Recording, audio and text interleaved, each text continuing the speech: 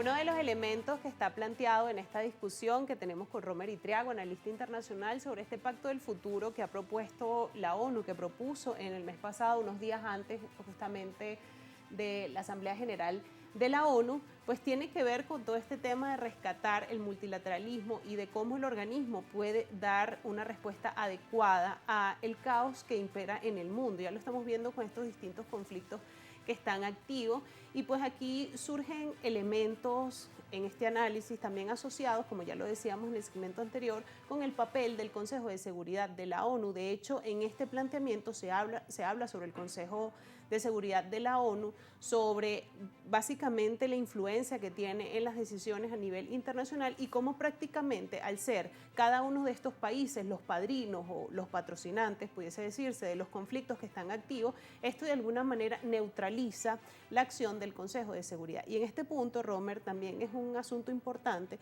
porque básicamente el Consejo de Seguridad es quien tiene la potestad de alguna manera implementar una acción armada en un territorio o de alguna manera tener una acción más directa en un conflicto. Entonces, ¿cómo plantear una renovación de todo este asunto de la ONU, más allá de estos objetivos tan idealistas del Pacto del Futuro que ha presentado Naciones Unidas y que realmente esto pueda rescatar la gobernabilidad internacional?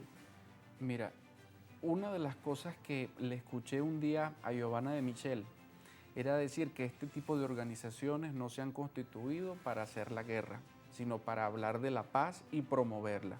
Eso es un primer elemento importantísimo. Los estados que están o que forman parte del Consejo Permanente, que son 5, todos están de algún modo vinculados a los conflictos internacionales de gran escala. Y está Estados Unidos por un lado y está Rusia por el otro.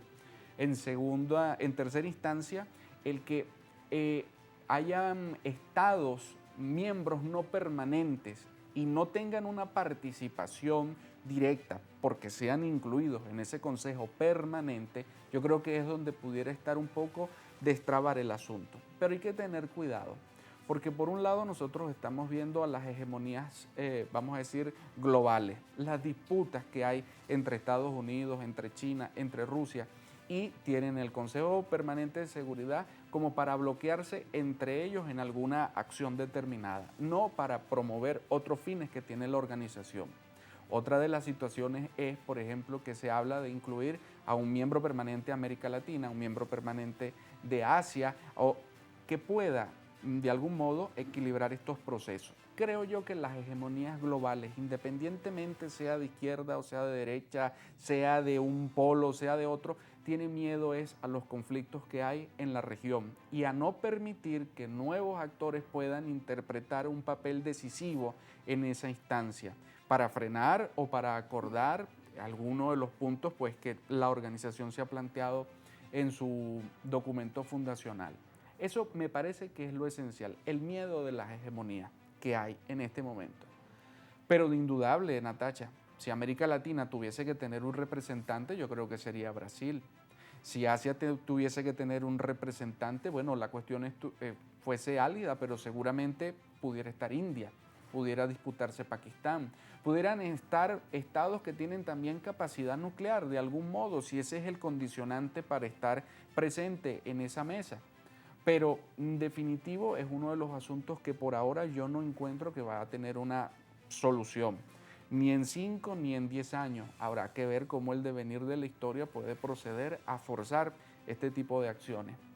Otra de las cosas que me es tremendamente revelador del Consejo Permanente de Seguridad es el hecho de que otros estados están siempre en una condición de seguir al más fuerte y no de tener una opinión consolidada. Fíjate las marchas y contramarchas que, por ejemplo, ha tenido Francia. Yo creo que es tremendamente revelador y que puede proponer. El Consejo Permanente de Seguridad no ha abordado este tema y Antonio Guterres lo ha tenido que someter casi que en emergencia. Entonces son de las grandes cuestiones que pueden estar discutiéndose. Porque se ha dicho, y creo yo que en los medios de comunicación se ha repetido mucho, de que los 193 países aprobaron. No, los 193 países no aprobaron. O sea, se acordó que existiera esta resolución, pero 143 realmente son los que lo hicieron, mientras que hay otro grupo importante que no. Milei hablaba de que esto tenía una agenda ideológica de fondo y pudiera tener algún grado de realidad esa denuncia que hace Milei.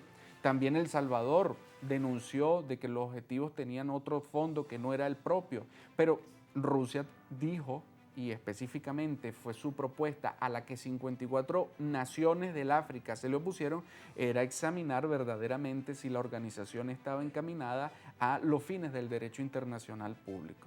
Entonces, ese es el kit de resolver las grandes cuestiones. Por un lado, el que puedan acordar en el Consejo los miembros permanentes que deben estar y por otro lado, los fines que debe tener esta organización.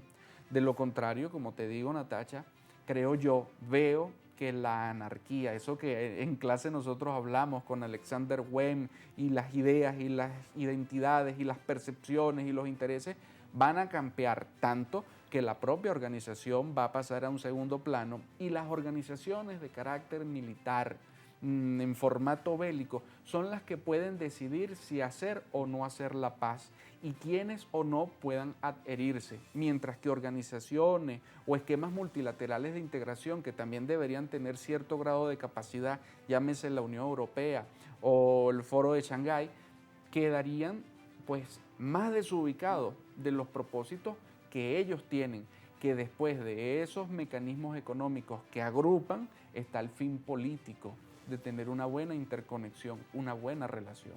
Y fíjate que es importante destacar que a pesar de que la mayoría de los países miembros de la ONU suscriben este nuevo pacto para el futuro, no hay que dejar de lado el carácter idealista que tiene este plan, que al final para aterrizarlo en la realidad de las distintas regiones del mundo, pues cuesta mucho trabajo y hay que escuchar también a los Estados miembros que no lo suscribieron y cuáles son realmente las razones por las que esto ocurre, las denuncias de Argentina, lo que dice El Salvador, lo que plantea Rusia. Es importante también en esta nueva era, si la Organización de Naciones Unidas quiere realmente rescatar el multilateralismo, escuchar a todos los estados, independientemente o más allá de que la mayoría hayan suscrito este plan. Yo te quiero agradecer, Romer, por habernos acompañado en esta edición de Ampliamente. Se nos acaba el tiempo, lamentablemente el tiempo pasa muy rápido, pero yo creo que le pudimos esbozar a la audiencia un poco de qué se trata esta nueva iniciativa. Disculpa que agregue esto, y que no solo son los estados revisionistas, esos que uno siempre está señalando que están en contra del sistema internacional, los que alzaron su voz pidiendo que por favor esto se verificara, esto se estudiara plenamente, a fondo, porque el mundo está siempre atado entre una cooperación y una tensión, pero en este momento de que esa tensión rompe en un conflicto de calado mayor. Ciertamente, además que el mundo ya no se parece a lo que fue tras la Segunda Guerra Mundial, que fue cuando surge Naciones Unidas. Ha sido un placer, Romer, escucharte, escuchar tu análisis, y también ha sido un placer, amigos, que nos hayan acompañado en esta nueva edición de Ampliamente. Precisamente sobre el tema del multilateralismo que hablamos a lo largo de toda esta edición, en nuestro canal de YouTube hay un programa dedicado a este tema para que usted pueda entender de qué va todo este proceso. Ha sido un placer que nos haya acompañado. Recuerde, allí en nuestro canal de YouTube tiene todas las ediciones. También se puede comunicar con nosotros a través de nuestra cuenta en Instagram, Ampliamente GB. Por allí podemos estar en contacto. Ha sido un placer. Feliz noche para todos.